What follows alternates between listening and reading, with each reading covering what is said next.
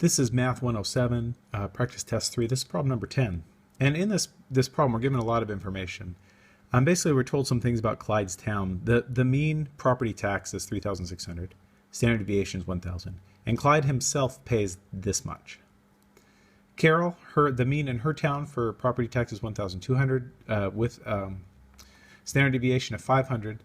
And then this is how much she pays. So the question is, who pays more relative to the other people in their town? Clyde clearly pays more.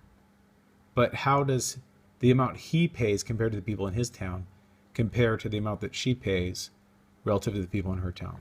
So these are z-score questions. What we basically want to know is how many standard deviations away from the mean, is the amount he pays? And how many standard deviations away from this mean does she pay? And whichever number is higher is further from the mean, standard deviation-wise. So we would say that person pays more relative to the rest of the town. So let's figure out Clyde first. This is how much he pays.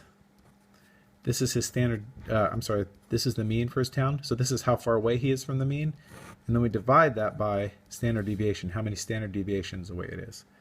If I grab my calculator, work this one out, it's about 1.8. So now if I look at Carol, she pays this much, and the mean is that.